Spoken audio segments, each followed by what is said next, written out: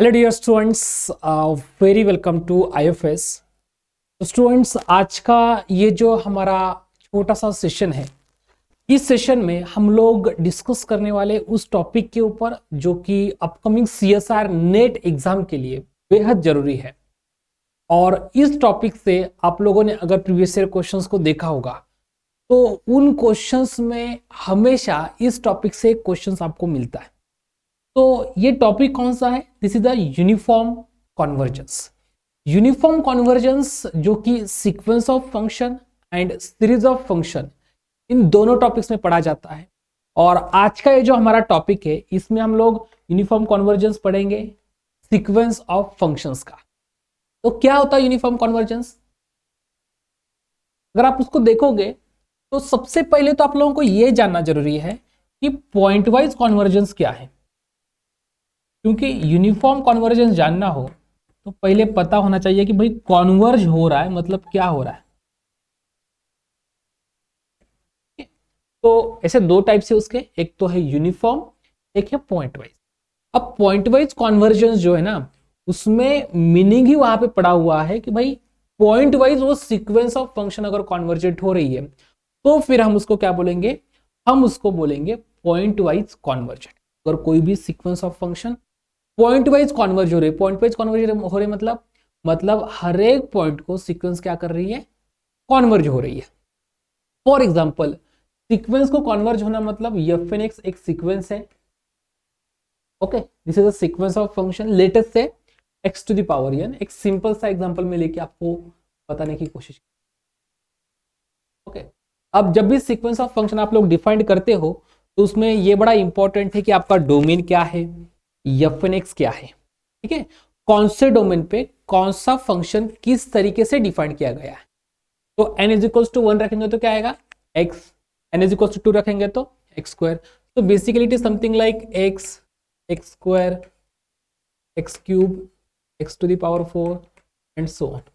और जब n जाएगा इन्फिनिटी को तो ये जो टर्म है x to the power n, that is in general nth term, ये कहा जाएगी। ओके, तो ये कहा जाती है। अगर मैं डायरेक्टली बोलता हूं भाई ले लो limit n tends to infinity F N X, तो अब मैं क्या करूंगा? कॉन्वर्जेंस चेक करना है ना। मैं क्या करता हूं, x इज इक्वल्स टू 0 को इसमें डाल दूंगा। अब x इज इक्वल्स टू 0 को डालने का मतलब होता है कि x इज इक्वल्स टू 0 पे सीक्वेंस किस तरीके से बिहेव करेगी और कॉन्वर्जेंट होगी कि नहीं होगी, इसको हम लोगों को चेक करना है, राइट? तो x इज इक्वल्स टू 0 को मैं डाल दूंगा तो क्या आ जाएगा? I will simply say for x is equals to 0, fn of 0 becomes 0 to the power n and 0 to the power n becomes 0 again. Okay, the second one, for all n it will be 0, so it is a 0 sequence converges to 0. अगर मैं लेता हूं x is equals to 1, so fn of 1 becomes 1 to the power n, that is again 1, and that is a constant sequence converges to 1. If x belongs to open 01, हम कर क्या रहे समझ में आ रहा है? तो कोई भी लेटेस्ट से अल्फा लेता हूं मैं ओपन 01 का, तो अल्फा टू द पावर यानी कि जो सीक्वेंस है वो कहा जाती है it will converges to 0 again, तो इट विल कॉन्वर्जेस टू 0। तो हमने बेसिकली किया क्या? पॉइंट वाइज कॉन्वर्जेंस में x हर पॉइंट को लेके देखा तो उसके लिए सीक्वेंस कहा जा रही है, इसके बारे में हम लोगों ने डिस्कस किया। ठीक है, x कहां पे जा रही है इसके बारे में डिस्कस कर लिया। तो फिर यहां पे एफ एन एक्स जो है x to the power n, ये कहां पे गया? ये गया है आपका 0 1 0 पे। तो इसका मतलब हर पॉइंट पे x इज इक्वल्स टू में कोई भी पॉइंट डाल दूं, हर पॉइंट पे आपकी यह सीक्वेंस कॉन्वर्ज हो रही है और इसलिए हम लोग बोलेंगे it is point wise converge. Clear? Her point पे आपकी सीक्वेंस कॉन्वर्ज हो रही है, इसलिए हम लोग बोलेंगे हमारी सीक्वेंस क्या है? कॉन्वर्जेंट है। नाउ यूनिफॉर्म कॉन्वर्जेंस मतलब बेसिकली पॉइंट पे कॉन्वर्ज होना मतलब हम लोग क्या बोल रहे हैं? F N x. ओके, और इसका लिमिट जो है उसको मैं एक फंक्शन मान लेता हूं, that is called as limit function as well. It is again one kind of function ना, क्योंकि डिफरेंट डिफरेंट पॉइंट पे आपको डिफरेंट डिफरेंट इमेज है। तो हमने इमेज डिफाइंड कर रहे, मतलब हम एक फंक्शन को डिफाइंड कर रहे, that is called as limit function. तो F N X converges pointwise to limit function F of X. तो mod of F N x minus F of X convergence है, so less than epsilon for all N greater equal M. तो ऐसा एक M मिले for every epsilon for which F N x minus F of X is less than epsilon for all N greater equal. तो this is a point wise convergence. तो जैसे कि कल के सेशन में आप लोगों ने देखा था कि यूनिफॉर्म कंटिन्यूटी और कंटिन्यूटी, इसमें डिफरेंस क्या है कि जो डेल्टा एग्जिस्ट होता है वो डेल्टा यूनिफॉर्म कंटिन्यूटी में एक्स के ऊपर डिपेंड नहीं रहता, और अगर फंक्शन यूनिफॉर्मली कंटिन्यूअस ना हो तो फिर वो डेल्टा एक्स के ऊपर डिपेंड रहता। एग्जैक्टली सेम यहां पे करना है। एक्स जो होगा इस कॉन्वर्जेंस में, जो हमें एम मिलेगा, अगर वो एक्स के ऊपर डिपेंड है, अगर वो एक्स के ऊपर डिपेंड है तो हम इसको कहेंगे point wise convergent but not uniformly. और अगर ऐसा कोई यम मिले जो पूरे डोमेन में या फिनिक्स के पूरे डोमेन में यूनिक यम वर्कआउट कर ले, यूनिक यम हमें काम कर रहा होगा, तो हम बोलते हैं हमारी ये जो सीक्वेंस ऑफ फंक्शन है ये क्या है, यूनिफॉर्मली कॉन्वर्जेंट। तो इस प्रकार से आप लोग uniform convergence and point wise convergence के बारे में बात कर सकते हैं। तो कैसे बोले हम लोग पॉइंट वाइज एंड यूनिफॉर्म में? देखो पॉइंट वाइज कॉन्वर्जेंस क्या बोलता है, a sequence of functions F N X defined on E is said to converges pointwise to a function F. तो सीक्वेंस ऑफ फंक्शन कहां पे कॉन्वर्ज करेगी, it will converges to pointwise function F. तो this is called as limit function as well. Defined on E, किस पे defined किया हुआ, ई पे डिफाइंड किया हुआ।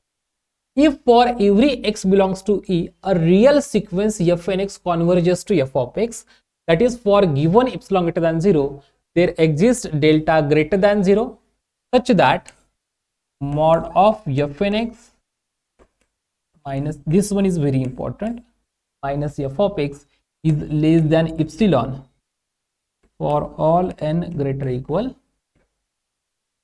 okay, mod of fnx minus f of x less than m is less than epsilon for all n greater equal m। और इस situation में लिखेंगे कैसे, limit n tends to infinity fnx is equals to.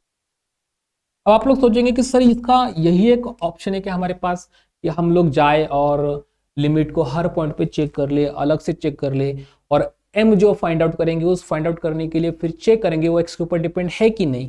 तो क्या ये जरूरी है, जी नहीं। अब यहां पे भी वही रिजल्ट है, ठीक है, बस जो m यहां पे हमें मिल रहा है, जो m हमें यहां पे मिल रहा है वो वर्कआउट कर रहा है for all x belongs to e, depends that there exist positive integer m depend only on epsilon, that is m does not depend on the value of x। अगर ऐसा हो रहा होगा तो हम इसको कहते हैं uniformly convergent. In this case we say fnx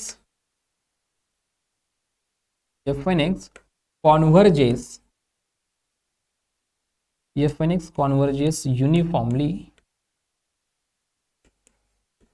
to f of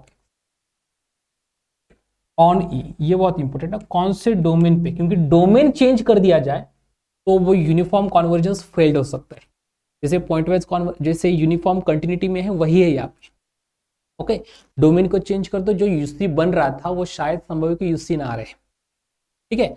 तो ऐसे ही वहां पे यूनिफॉर्म कंटिन्यूटी में हमने क्या बोला था, सबसे पहली बात कि अगर यूनिफॉर्म कंटिन्यूअस है ऐसा बोलना हो तो हमें सबसे पहले क्या करना पड़ेगा, उसको कंटिन्यूअस है ऐसा बोलना पड़ेगा। वैसे ही यूनिफॉर्म कॉन्वर्जेंस है ऐसा बोलना पड़ेगा तो सबसे पहले हमें क्या करना पड़ेगा, पॉइंट वाइज कॉन्वर्जेंस है ये भी हम लोगों को बोलना पड़ेगा। तो दैट इज वेरी इंपॉर्टेंट कि यूनिफॉर्म कॉन्वर्जेंस हो रहा होगा तो पॉइंट वाइज कॉन्वर्जेंट यहाँ पे होना ही चाहिए, ठीक है। तो कुछ रिजल्ट से अब आप लोग हमेशा ये सोचेंगे क्या कि हर टाइम पे देयर एग्जिस्ट यम, वो एक्स के ऊपर डिपेंड है कि नहीं ये फाइंड आउट कर ले, जी नहीं, ऐसा बिल्कुल भी जरूरी नहीं है। यूनिफॉर्म कॉन्वर्जेंस चेक करने के अलग अलग मेथड्स है, आसान मेथड्स है, और आप इजिली उसके ऊपर वर्कआउट कर सकते हैं। मैं इसी सेशन में सारी इंफॉर्मेशन आपको डिटेल में दूंगा कि किस तरीके से आप यूनिफॉर्म क्वांटिटी चेक कर यूनिफॉर्म कन्वर्जेंस चेक कर सकते हैं और किस तरीके से आप लोग यहाँ पे वर्क कर सकते हैं। तो चलिए सबसे पहले तो जान लेते हैं कि कौन कौन से रिजल्ट्स है जिन रिजल्ट से आप यूनिफॉर्म कन्वर्जेंस को चेक कर सकते हैं। ठीक है, तो सबसे पहला result that is again necessary condition for uniform convergence. तो नेसेसरी कंडीशन क्या बोलती है? नेसेसरी कंडीशन बोलती है आपकी सीक्वेंस ऑफ फंक्शन जो है वो अगर यूनिफॉर्मली कॉन्वर्जेंट है, आपकी सीक्वेंस ऑफ फंक्शन अगर यूनिफॉर्मली कॉन्वर्जेंट है तो उसको पॉइंट वाइज कॉन्वर्जेंट होना ही पड़ेगा। It has no option. Let f(x) is a sequence of function defined on E if f(x) converges uniformly on E to some function f, then it is pointwise convergent on E। इसी को कुछ आसान भाषा में देखो, ये वाला statement हमें यूज नहीं आएगा, काम नहीं आएगा, काम आएगा इसका कॉन्ट्रापोजिटिव स्टेटमेंट। वो क्या बोलता है? अगर कोई सीक्वेंस ऐसी हो जो पॉइंट वाइज ही कॉन्वर्जेंट नहीं है फिर वो यूनिफॉर्म होगी नहीं। इसको याद रखने के लिए कैसे करो, हमेशा याद रख लो differentiability, if f is differentiable then f is continuity. ये सबको पता होता है, if f is differentiable then it is continuous. और इसका कॉन्ट्रापोजिटिव क्या बोलते हैं? Not continuous will implies not differentiable. Clear? Not continuous will imply not differentiable. तो डिफरेंशिएबिलिटी हमेशा इंप्लाई करती है कंटिन्यूटी को, बट कंटिन्यूटी इंप्लाई करती है क्या डिफरेंशिएबिलिटी को? बिल्कुल नहीं, कंटिन्यूटी डिफरेंशिएबिलिटी को इंप्लाई नहीं करती। बट अगेन कंटिन्यूअस नहीं होगा तो फिर इंप्लाई होता है कि भाई डिफरेंशिएबल नहीं है। वैसी बात है अगर कोई सीक्वेंस ऑफ फंक्शन है जो पॉइंट वाइज कन्वर्जेंट है, पॉइंट वाइज कन्वर्जेंट नहीं मतलब डेफिनेशन फेल कर दे, मतलब कोई ना कोई पॉइंट ऐसा मिले जिस पॉइंट के लिए f(x) जो आएगा उसका सीक्वेंस, उसकी जो सीक्वेंस होगी वो कन्वर्जेंट नहीं। फॉर एग्जांपल एक सिंपल सा एग्जांपल यहीं पे दे देता आपको, f(n(x) आप ले लो x⁴n, मैं डोमेन को लेता हूं क्लोज 0 to 2। इस डोमेन को देखोगे तो x = 2 के लिए क्या बनेगा? fn(2) becomes 2⁴n। तो x = 2 के लिए कॉन्वर्जेंट है क्या? जी नहीं, x = 2 के लिए ये कॉन्वर्जेंट नहीं। x = 2 के लिए ये कॉन्वर्जेंट नहीं है और इस वजह से हम लोग क्या बोलेंगे? At x = 2, f(x) is not convergent, therefore f(x) is not pointwise convergent, and if f(x) does not converges pointwise, then it does not converges uniformly. Hence, this sequence of function is not uniform. बहुत clear है, ये जो sequence of function है वो uniformly convergent नहीं होगी। Second result, और ये जो दिख रहा है आपको MN टेस्ट, ठीक है, MN टेस्ट क्या है? बहुत इंपॉर्टेंट टेस्ट है सीक्वेंस ऑफ फंक्शन में। सबसे इंपॉर्टेंट रिजल्ट अगर कोई होगा तो वो ये है। क्या बोलता है MN टेस्ट? बड़े आराम से बोलता है इफ एंड ओनली स्टेटमेंट है तो जो भी हो इसको लगाओगे तो आपका आंसर आना कंफर्म है। बट अगर आपका मतलब ऐसा बोला जाता है ना कि अगर कांटे से काम हो रहा हो तो तलवार को क्यों निकाले, ठीक है ना, तो वैसा ही है कि अगर इस सीक्वेंस ऑफ फंक्शन में हमें पता है पॉइंट वाइज कन्वर्जेंट नहीं तो फिर MN टेस्ट क्यों लगाए? तो MN टेस्ट क्या बोलती है? MN टेस्ट बोलती है कि एक सीक्वेंस ऑफ रियल नंबर को डिफाइन कर दो, अगर वो 0 को जाए तो फिर आपकी जो f(n(x) है UC होगा, अगर वो 0 को नहीं जा रहा है तो आपका f(n(x) जो है वो UC। तो जो सीक्वेंस ऑफ फंक्शन है वो कौन सा होगा? सीक्वेंस ऑफ फंक्शंस को आप लोग समझोगे तो आपको पता चल जाता है MN। ये जो f(n(x) है, supremum of f(n(x) minus f(x), x belongs to E। इसका एक मतलब बेसिकली क्या किया है? f(n(x) माइनस f(x), इसका डिस्टेंस लिया है, इसका क्या किया है? डिस्टेंस लिया है, और इन डिस्टेंस का सबसे बड़ी वैल्यू ली है। इस डिस्टेंस की क्या लिया? सबसे बड़ी वैल्यू। सबसे बड़ी value is nothing but supremum, और सुप्रीमम यहाँ पे वेरी क्या करेगा? n वेरी नहीं करेगा, x वेरी करेगा। n कुछ भी ले लो, फिक्स्ड कांस्टेंट ले लो, कोई दिक्कत नहीं है, x वेरी करेगा। अब x वेरी करेगा मतलब सारे लेटेस्ट से ये है मेरा क्लोज 01, तो क्लोज 01 के सारे x को उठा के डालते रहो f(n(x) माइनस f(x) में, ठीक है। अब ये डाल दिया तो उसमें से f(n(x) माइनस f(x) में से कोई ना, मतलब जैसे कि x equal to for example आपने 1 डाल दिया तो ये आएगा fn1 माइनस f1, फिर आएगा x इज इक्वल टू 1/2 डाल दे तो f(n of 1/2 minus f of 1/2।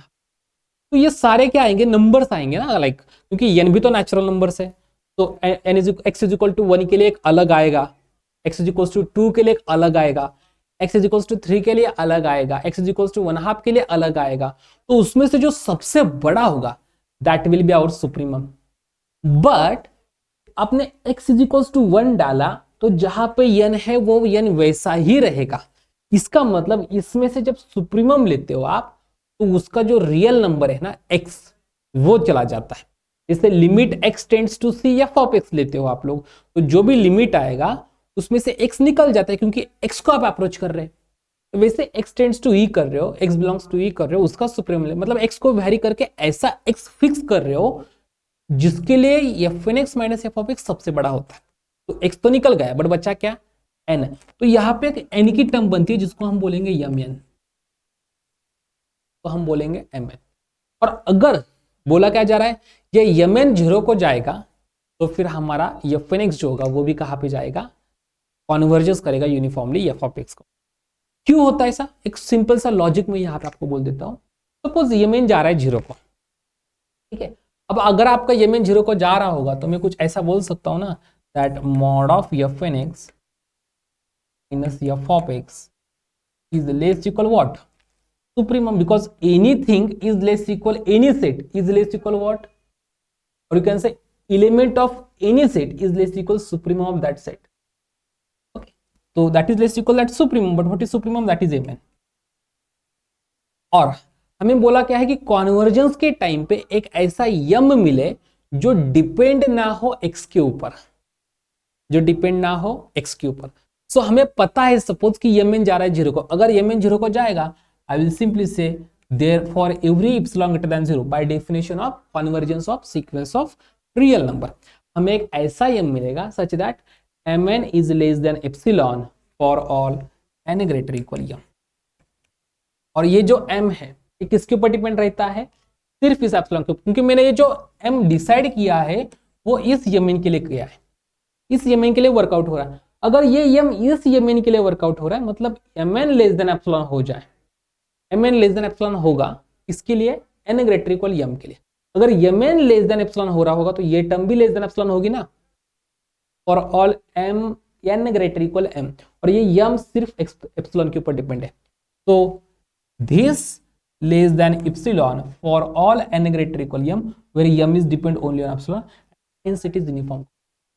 अब mn less than epsilon क्यों लिया, क्योंकि डेफिनेशन से हम बोलते हैं mod of mn minus 0 is less than epsilon, this is some kind of sequence converges to 0। तो बाय डेफिनेशन इसके आगे जो है डेफिनेशन को लगा दो, you will get the convergence of sequence of real number. Clear, तो इस तरीके से mn टेस्ट वर्कआउट करती है।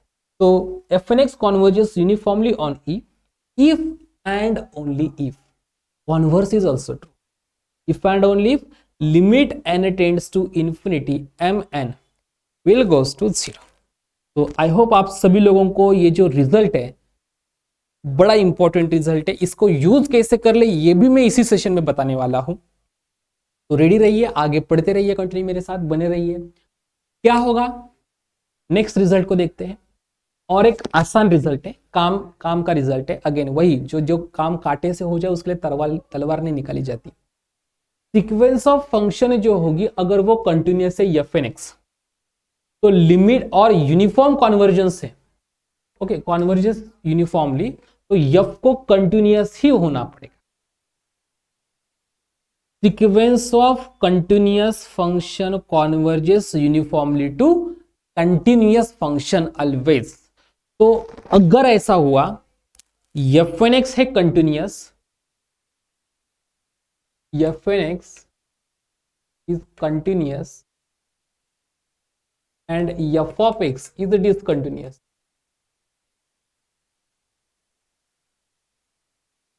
f(n(x) is continuous or f of x is discontinuous,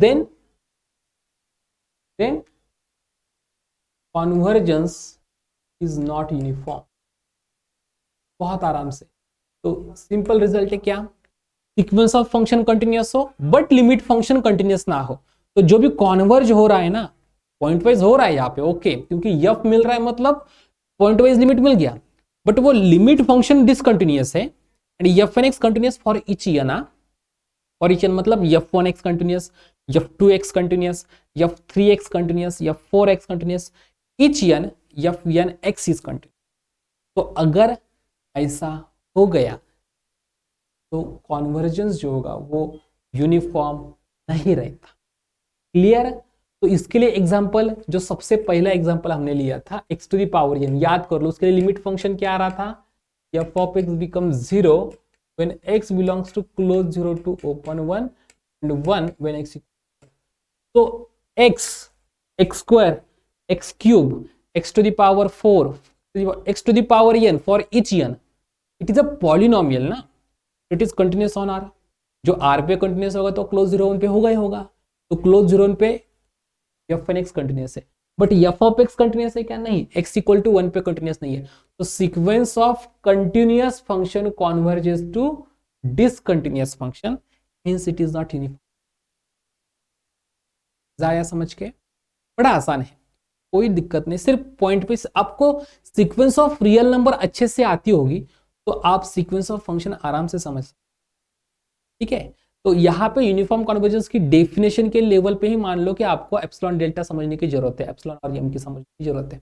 उसके बाद जैसे एग्जांपल स्टार्ट हो जाते हैं आपको रिजल्ट्स के ही काम आएंगे।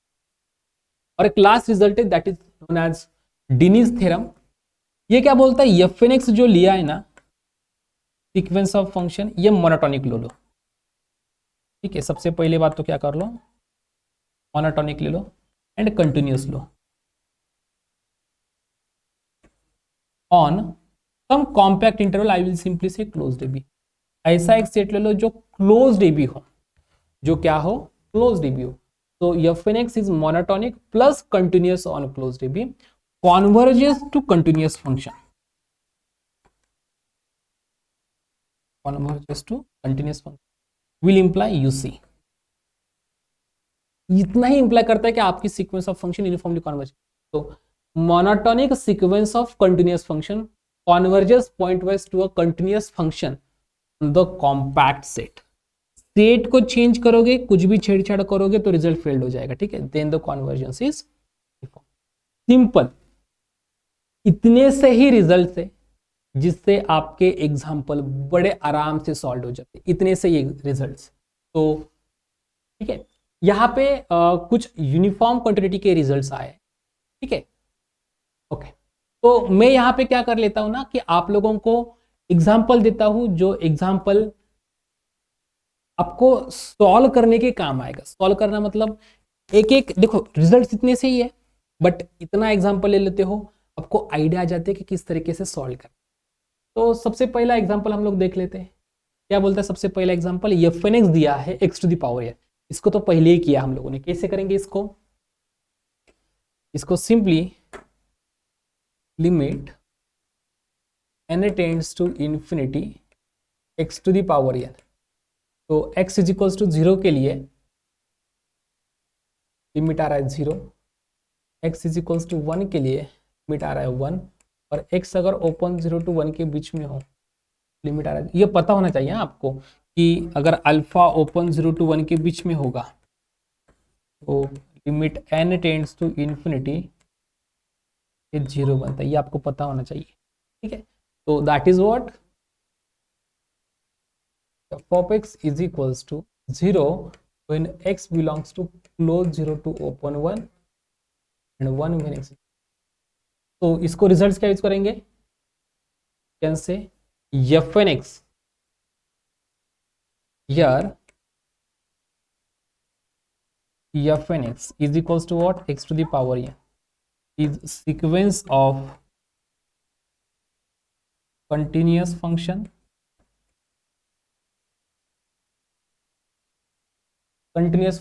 on close 0 1 converges to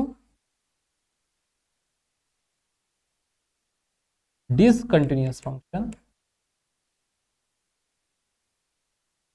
converges to discontinuous function, okay। Therefore by result f n x is not uniformly converges to f of x। f n x does not converges uniformly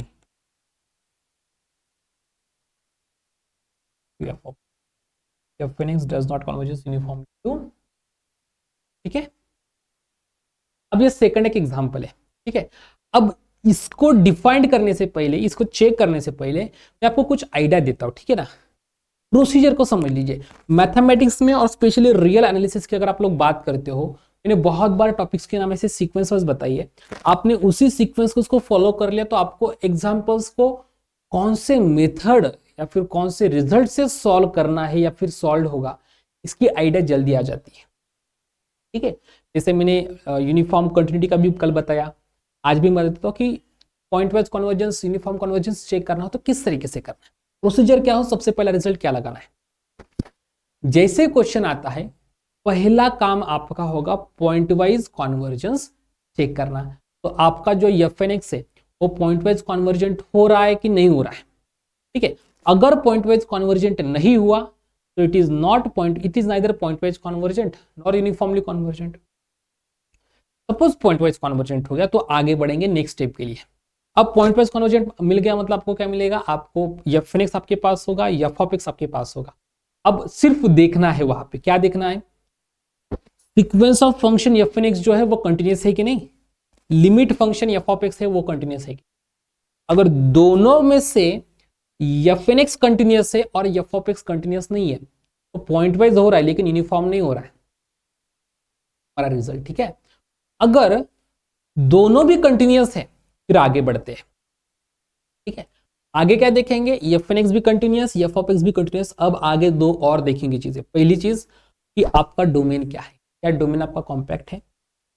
अगर domain compact निकला और FNX monotonic निकला, domain compact निकला और FNX monotonic निकला तो फिर again by Dini's theorem it will be U C. अगर डोमेन कॉम्पैक्ट नहीं है तो फिर डेनिस थ्योरम को यूज ही नहीं कर सकते, या फिर FNX मोनोटोनिक नहीं है तब भी डेनिस थ्योरम को यूज हम लोग नहीं कर सकते। तो इस सिचुएशन में लास्ट स्टेज पे आप आओगे और आप देखोगे MN टेस्ट। प्रोसीजर होपफुली सभी को समझ में, पहले पॉइंट वाइज कॉन्वर्जेंस, फिर कंटिन्यूटी का क्राइटेरिया, फिर डेनिस थ्योरम और फिर एंड में MN टेस्ट। MN टेस्ट को समझने के अलग अलग तरीके कैसे, मैं पहली टेस्ट मतलब पहला आइडिया यहां पे देता हूं।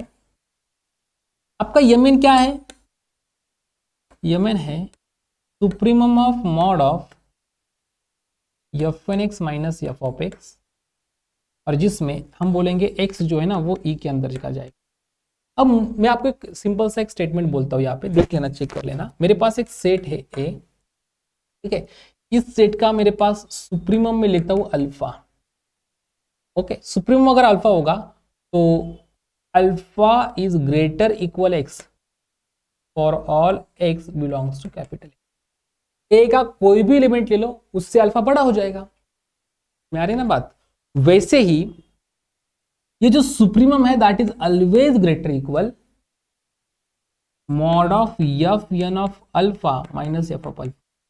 ये अल्फा वो वाला नहीं है, अल्फा क्या है, E का कोई भी एक मतलब मैं इस E का कोई भी आर्बिट्री मेंबर यहां पे डाल दूं, कोई भी आर्बिट्री मेंबर यहां पे डाल दूं, उसके बाद ये जो क्वांटिटी होगी उससे ये बड़ा हो जाता है, okay.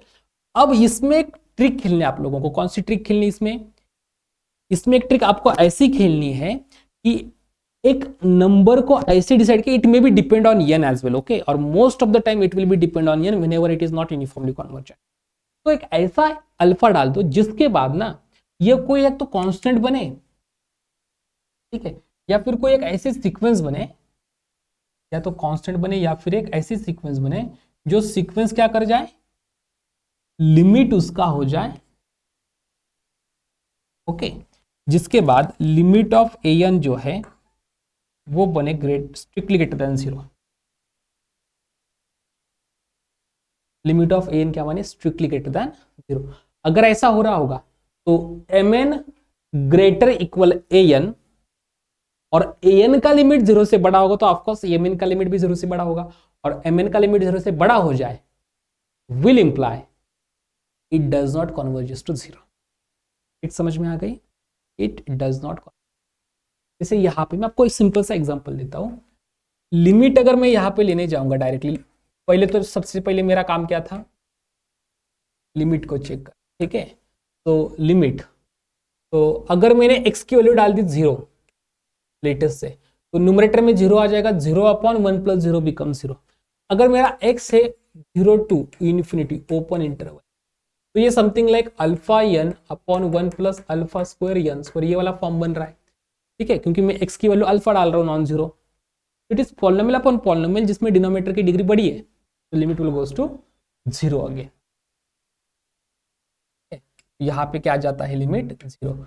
So simply I will say at limit is equals to 0 which is my function f of x, okay, for all x belongs to close. तो पॉइंट वाइज कॉन्वर्जेंट हो रही है, f(x) converges point to f of x on close 0 to infinity। अब next step क्या थी, continuity को देख लो। f(x) continuous है, डिनोमिनेटर कभी भी 0 नहीं होता, तो f(x) कंटिन्यूअस है, लिमिट फंक्शन भी कंटिन्यूअस है, तो कंटिन्यूटी का क्राइटेरिया काम नहीं करेगा, क्योंकि हाँ कंटिन्यूअस को जाए दैट डजंट मीन ना यूसी होगा। This is the example as well, actually continuous को जाए तो यूसी होता है, ऐसा जरूरी नहीं है, ठीक है।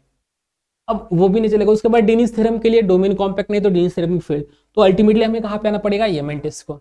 अब इसको जरा समझिए, मुझे क्या करना है, येमेन को डिफाइन करना है ना, तो मैं येमेन को कुछ ऐसे डिफाइन करता हूं। क्या होगा मेरा m n, m n is equals to supremum of mod of n x upon 1 + n² x² - 0 x belongs to close 0 to infinity। अब अगर कोई नंबर डाल के अगर यहाँ पे 0 बन रहा होगा तो उसका क्या ही फायदा, मैंने x को डाल दिया 5n/1 + n² 5², 0 को ही जाएगा। तो अल्फा कोई भी रियल नंबर डाल दो, positive real number, it always goes to 0 actually. But does it imply कि सभी के लिए 0 बन रहा है, जी नहीं। ऐसे मैं ऐसा भी तो अल्फा ले सकता हूं ना जो n के ऊपर डिपेंड हो। I will take that is greater equal, actually that is greater equal mod of f(n) of x की वैल्यू रखता हूं मैं 1/n, क्यों 1/n रखता हूं उसके लिए समझो। अब यहाँ पे 1/n, इमेज में 1/n रखे क्या ही फायदा, सबके लिए इमेज 0 है लिमिट फंक्शन का। बट इसमें देखिए n(x) है, n² x² है, तो x को 1/n रखूंगा तो n कैंसिल हो जाएगा, n² 1/n² कैंसिल हो जाएगा, तो बचा क्या 1/1 + 1। तो you will get what, n × 1/n upon 1 + n² × 1/n², that is 1/2। तो and this is true for all, ये ना सभी n के लिए हम इसको x की वैल्यू 1/n ले सकते हैं। मतलब मुझे m1 डिफाइन करना हो, इसका मतलब फॉर ऑल n मतलब n इज इक्वल्स टू 1 के लिए, m1 के लिए, मतलब m1 के लिए मैं क्या लूंगा, x की value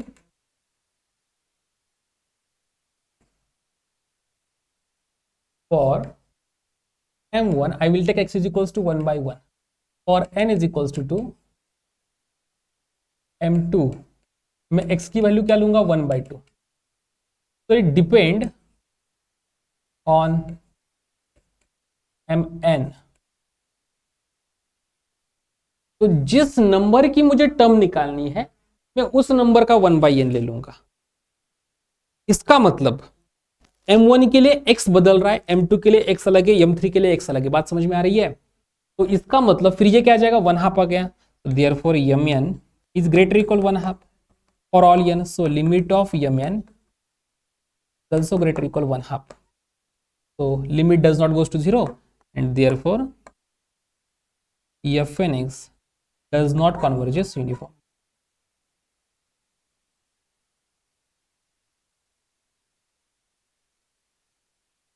f(x) does not converge। Clear हो गया। तो इस तरीके से एक स्ट्रैटेजी है आप लोगों को करने को। इसको और जनरलाइज टर्म से कैसे किया जाता है, आइडिया देता हूं मैं आप लोगों को, सॉल्व करके नहीं दूंगा, अब इसको एक आइडिया देता हूं कि कैसे किया जाए, ठीक है। अब जैसे कि मेरे पास से f(x) - f of x, मुझे उसका निकालना है सुप्रीमम। अब ये मेरा एक फंक्शन है जहां पे वेरी हो रहा है x, यानी वेरी नहीं हो रहा है, इधर क्या हो रहा है एक्स, तो मेरे पास मैं बोल देता हूँ फाई ऑफ एक्स जो है ना वो फंक्शन लूंगा मैं जिसका मुझे सुप्रीमम लेना है, that is n x upon 1 plus n square x. तो किसी भी फंक्शन का सुप्रीमम लेना है मतलब क्या करूंगा मैं, उसका डेरिवेटिव को पहले 0 सेट करता हूं। डेरिवेटिव को 0 सेट करना मतलब इसका डेरिवेटिव लूंगा, इक्वल टू 0 सेट करूंगा और उसके बाद x की वैल्यू फाइंड आउट करता हूं क्या है, मतलब ऐसे कौन से x है जिसके लिए ये सुप्रीमम बन रहा है। अब सॉल्व करोगे आपको क्या मिल जाएगा पता है, यहाँ पे x की वैल्यू प्लस और माइनस 1/n। एक्चुअली सुप्रीमम कहाँ मिलता है और वही नंबर मैंने यहाँ पे डाला है, बट ट्रिक बता दी मैंने कि n को n कैंसिल कर जाएगा, n स्क्वायर को n square cancel 1/n square cancel कर जाएगा, इसलिए मैं x की वैल्यू 1/n डाली थी। इस प्रकार से आप जाओगे फिर से x की वैल्यू आपको क्या डालनी है सुप्रीमम के लिए, सुप्रीमम के लिए इसमें x की वैल्यू प्लस और माइनस 1/n डालोगे, मॉड है so you will automatically get 1/n, that limit of mn is equal to 1/2। यहाँ पे ग्रेटर इक्वल 1/2 बोल रहा है, बट सुप्रीमम एग्जैक्टली कौन से पॉइंट पे ये निकालने के बाद हमें पता चल गया कि लिमिट इक्वल्स टू 1/2 बन रहा है, that is not equals to 0 and therefore not uniformly. तो ये एक पैटर्न है आपके एग्जांपल्स को सॉल्व करने का। इस एग्जांपल को करने जाओगे तो क्या मिलेगा, अब इसका लिमिट लेने जाओ, simply limit n tends to infinity F N x, ठीक है। अब x को 0 डाल देता हूं मैं सिंपल, तो क्या बनेगा e to the power -0 that is e to the power 0 that is 1। और अगर x मेरा नॉन जीरो होता है तो x square positive minus n x square negative, so for n tends to infinity minus n times x square for any x non zero x will goes to minus infinity, so limit will goes to 0. So sequence of continuous function converges to discontinuous function of continuous function converges to discontinuous function, converges to discontinuous function, and therefore f n x does not converges,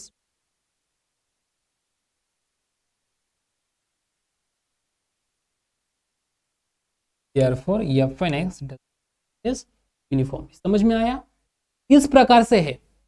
f n x बहुत simple था ना, इसमें देखोगे तो क्या आएगा,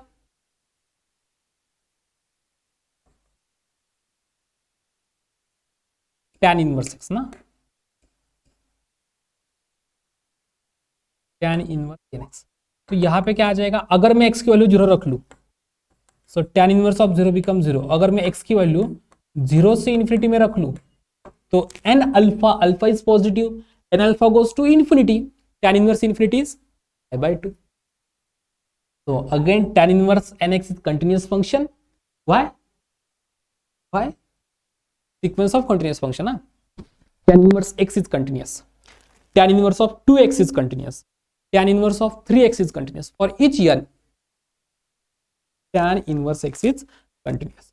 तो इस प्रकार से फंक्शन कंटिन्यूस हो गया। अब लिमिट फंक्शन क्या आ रहा है, discontinuous. Sequence of continuous function converges to discontinuous function, hence the convergence is not uniform।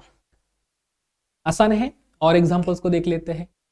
n e to the power minus n x, अब इसको कैसे करेंगे, अगर लिमिट ले लो, लिमिट लेते टाइम पहली टर्म क्या लोगे, 0 पे, limit n tends to infinity n e to the power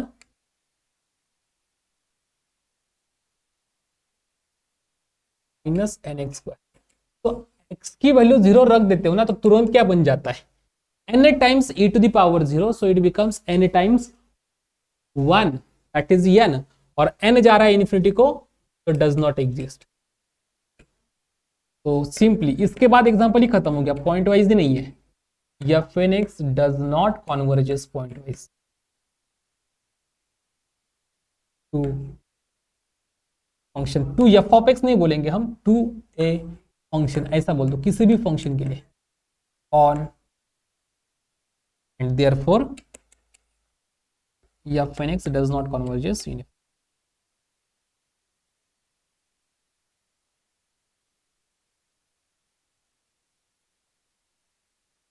not convergence uniformly on. आसान है ना, बहुत आसान है।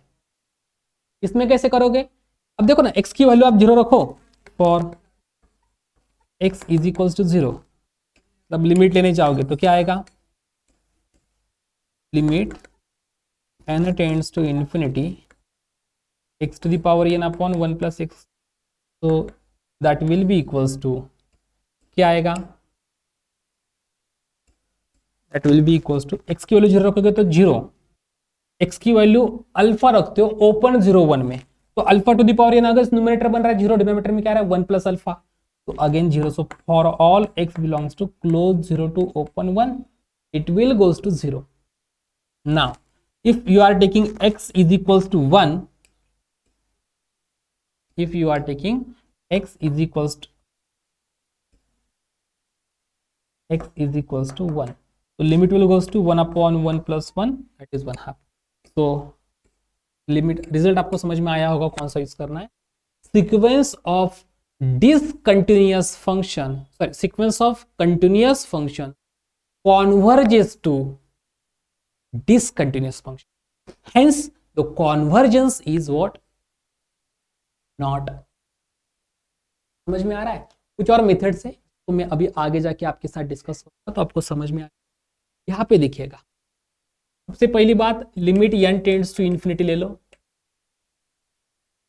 n square x 1 minus x to the power n। Okay, इसका लिमिट लेने जाओगे ना, आपको एक चीज रियलाइज करनी पड़ेगी कि भाई 0 डाल देते हो तो यहाँ पे 0 तो लिमिट आ रहा है 0, 1 डालोगे तो यहाँ पे 1 माइनस एक्स से लिमिट आ रहा है 0, और 0 से 1 के बीच में अगर ले रहे हो आप अल्फा, तो n square alpha 1 minus alpha to the power n। अब as n tends to infinity this term goes to infinity and this term, क्योंकि अल्फा 0 से 1 के बीच में होगा तो 1 माइनस अल्फा भी 0 से 1 के बीच में रहता है, तो alpha to the power n goes to 0, तो इंफिनिटी इंटू 0 वाला फॉर्म यहाँ पे हो रहा है। और जब भी इंफिनिटी इंटू 0 वाला फॉर्म होगा तो लिमिट्स के बारे में कैसे समझ लेते हैं, वहां पे चेक कर लो कॉस किसका पैटर्न कैसा है। एक्सपोनेंशियल हमेशा डोमिनेट किसको करता है, पॉलिनोमियल को, ये पता होना चाहिए, तो आपका टाइम बचेगा। ठीक है, ये है एक्सपोनेंशियल, ये है पॉलिनोमियल, तो ये इसको डोमिनेट करेगा, मतलब ये जहां जाएगा वहां पे ये पूरी टर्म लेके जाएगा। ये कहा जा रहा है 0 को, तो लिमिट जाएगा 0 को, तो हर पॉइंट पे लिमिट जा रहा है 0 को for all x belongs to. तो पहली बात पॉइंट वाइज कन्वर्जेंट हो गया। दूसरी बात sequence of continuous function converges to continuous, तो वहां पे भी कुछ नहीं कर सकते। तीसरी बात, यहाँ पे x क्लोज 0 1 है, x क्या हमारा क्लोज 0 1 है, तो अगर x हमारा क्लोज 0 1 है, डोमेन कॉम्पैक्ट है, फंक्शन देखो मोनोटोनिक हो सकता है क्या, f n plus 1 and f n, इसके बीच में कंपैरिजन करना आसान है। इसमें यहाँ पे n प्लस 1 स्क्वायर होगा और यहाँ पे पावर में n प्लस 1 आएगा, कैसे कंपेयर करेंगे, डिफिकल्टी बहुत। तो डिनीज थ्योरम को भी पीछे छोड़ दो, कुछ आपको ट्रिक अगर आपके सामने हो डिनीज थ्योरम से चेक करने की तो आप कर सकते हो, लेकिन ये मोनोटोनिक नहीं है। क्यों, तो मुझे ये पता है कि ये यूनिफॉर्म नहीं है, इसलिए मुझे बोल सकता हूँ, क्योंकि यूनिफॉर्म होगा, सॉरी मोनोटोनिक होगा तो कंफर्म है कि यूनिफॉर्म हो रहा है। Sequence of continuous function converges to continuous function, domain is compact, so अगर मोनोटोनिक हो गया तो डायरेक्टली यूनिफॉर्म होगा, बट मुझे पता है कि ये यूनिफॉर्म नहीं है, इसका मतलब ये कॉन्ट्रापोजिटिव से बोल सकता हूं मैं, मोनोटोनिक भी नहीं है। कैसे चेक करेंगे अब यूसी को, देखो सिंपल तरीका है, mod of mn that is supremum of mod of n square x 1 minus n minus 0 and x belongs to what, close 0 to. Now you have two choices. The first one, find out x for which this will goes to non-zero term, और second ऐसा x find out कर लो जिसके लिए, मतलब ऐसा x find out कर लो जिसके लिए ये नॉन जीरो को जाए, या फिर इसको सिंप्लीफाई करके फाई ऑफ एक्स मान के, फाई ऑफ एक्स क्या मानोगे, n square x into 1 minus x to the power n and set phi dash of x equals to 0। तो जिस पॉइंट पे फंक्शन क्रिटिकल होगा, ठीक है, that is 1 minus x to the power n plus x n into 1 minus x power n minus 1 and that will be equal to. अब इसको simplify करोगे तो आपको x की वैल्यू सम काय of n, not characteristic function, कुछ function मिलेगा जो n के फॉर्म में होगा, तो उस x की वैल्यू को इसमें डाल के चेक करना पड़ेगा। बट मैं सिंपली बोल सकता हूँ, देखो यहां पे n स्क्वायर है, यहां पे 1 minus x to the power n है। पावर में n जब भी जाए, पावर में n जब भी जाए तो कौन सा फॉर्मूला याद आता है आप लोगों को? एक्सपोनेंशियल वाला, 1 minus 1 by n to the power n। डाल के देखो ना, डाल में क्या ही जाता है, x की वैल्यू डाल के देख लो 1 बाई n, तो that is greater equal mod of n square into 1 by n in bracket 1 minus n power n। ठीक है ना, ये जो mn होगा तो इससे बड़ा हो जाएगा। इसको सॉल्व करता हूँ कंटिन्यूसली आगे। ठीक है, तो mn क्या आ रहा है? Greater equal n times 1 minus 1 by n to the. अब लिमिट ऑफ mn लेने की कोशिश कर लो। Limit of 1 minus by n to the power n into n goes to infinity. भाई इसका ही, क्योंकि 1 minus 1 by n to the power n e to the power minus 1 को जाएगा, और ये मल्टीपल में n पड़ा है वो कहा जाएगा? इन्फिनिटी को जाएगा। तो infinity into e to the power minus 1 that is infinity upon e infinity. तो ये इन्फिनिटी को जाएगा, mn उससे भी बड़ा है तो mn कहा जाएगा? इन्फिनिटी को जाएगा। तो limit of mn not equals to 0, तो नॉट यूज। आसान है। ये बड़ा इंटरेस्टिंग पार्ट है कि आपको एक ऐसा टर्म मिले जिससे ये बड़ी हो जाए और ये नॉन जीरो को जाए। ठीक है, या फिर इसको सिंप्लीफाई कर लो, x की वैल्यू आप मेरे हिसाब से कुछ 1 अपॉन n प्लस 1 या ऐसा कुछ मिल जाएगा, जो आप इसमें डाल लोगे आपको अगेन वही काम आ जाता। ठीक है, अब जरा ये एग्जांपल देखो, ये थोड़ा सा अलग टाइप से सॉल्व करने वाला एग्जांपल है। इसके बाद हम लोग सेशन को फिनिश कर एक और एग्जांपल लेके जो कि इंपॉर्टेंट है। ठीक है, तो इस एग्जांपल में क्या है? N x square upon 1 plus n cube x square.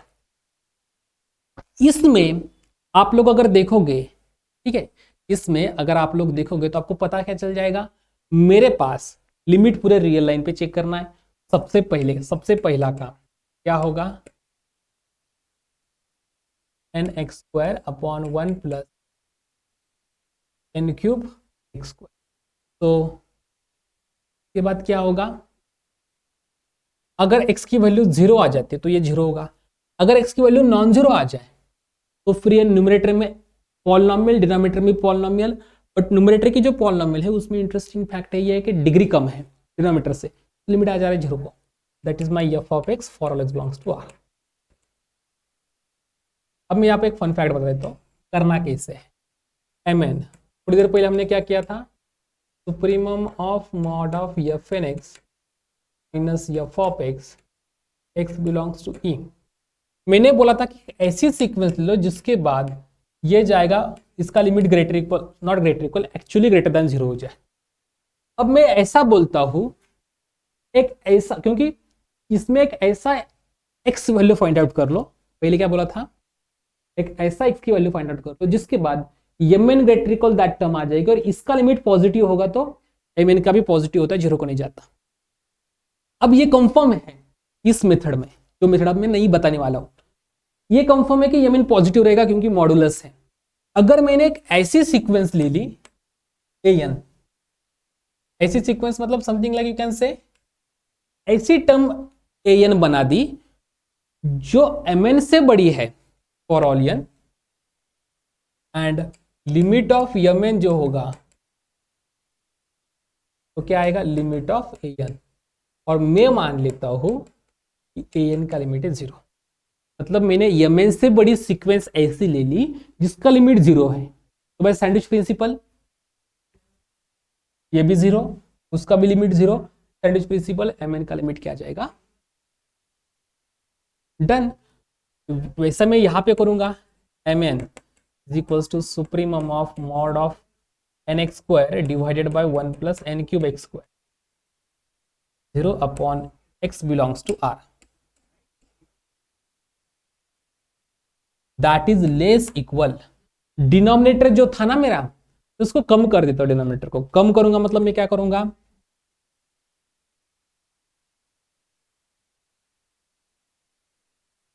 समझ रहे हैं यहां पे आप लोग क्या कर रहे हैं? हम लोग इस डिनोमिनेटर को कम कर दिया तो क्वांटिटी जो होगी,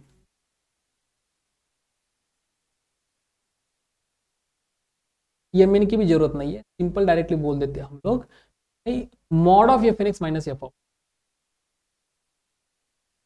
mod of fn x of x is equals to mod of nx square upon 1 plus cube x square that is less equal।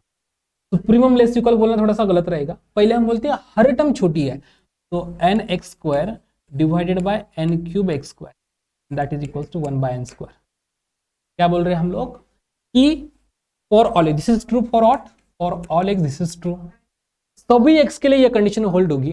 तो सुप्रीमम, क्योंकि देखो x is less than a for all x belongs to a, तो ये क्या imply करता है, supremum of a is less than और equals to a, ये इंप्लाई करता है अगर हर टर्म a से छोटी हो जाए तो सुप्रीमम भी छोटा हो जाए।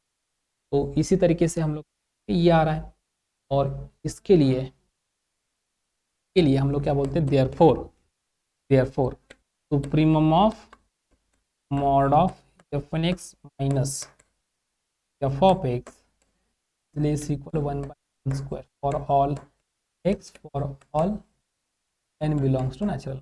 But what is supremum? So 0 less equal mn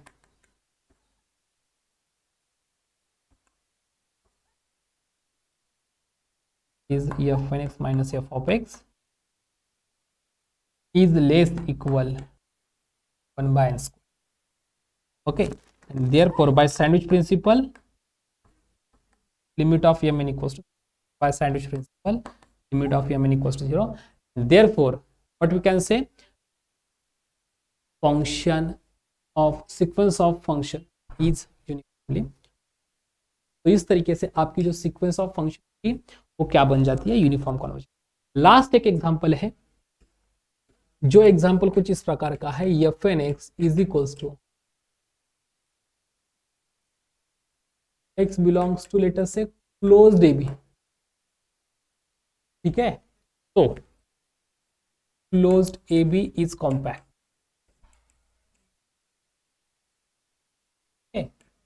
ठीक है। Second, limit n tends to infinity 1 divided by n square plus x square is equals to क्या आएगा, मुझे पता है कि भाई x कुछ भी ले लो ना, n स्क्वायर प्लस एक्स और कहा जाएगा इन्फिनिटी को, so 1 upon n square plus x square goes to 0 that is equals to f of x। So therefore fn x converges point wise to f of x and fn x and f of x are continuous। fn x and f of x are continuous। तो दो sequence of function continuous है, limit function continuous है, domain compact है, बस बचा क्या, monotonicity. तो third में क्या बोलेंगे, n square is less than n plus 1 square, तो n square plus x square is less than n plus 1 whole square plus x square. तो रेसिप्रोकल ले लो, this is true for all, कोई दिक्कत नहीं, फॉर ऑल आर भी कर दोगे तो भी चल जाता है, ठीक है। Greater equal 1 upon n plus 1 square plus x square, done, and that is my fn x is greater equal e of n plus 1 of x for all x belongs to closed AB। so fn x is monotonic। आपकी जो sequence of function है वो monotonic है, and therefore by Dini's theorem fn x converges uniformly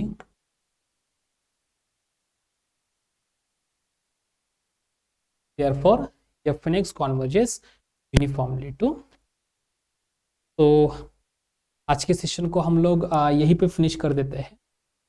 आशा करता हूँ कि आप लोगों को ये जो टॉपिक है सीक्वेंस ऑफ फंक्शन का यूनिफॉर्म कन्वर्जन, सारी इंफॉर्मेशन मैंने डिटेल में दे दी है आपको कि किस तरीके से चेक करना है, क्या चेक करना है, कैसे जाना है, प्रोसीजर को कैसे रखना है। और जो भी एग्जांपल आएगा उसमें इसमें मैंने इंटीग्रेशन एंड डेरिवेटिव नहीं लिया है, लेकिन बाद में किसी सेशन में मैं उसको भी ले लूंगा। आज के लिए इतना ही सफिशिएंट है मेरे हिसाब से। आप लोग इसको अच्छे से देख लीजिएगा, फिर से कोई भी डाउट हो तो पूछ लीजिएगा, ठीक है। तो all the very best students for your preparation and happy learning. Thank you.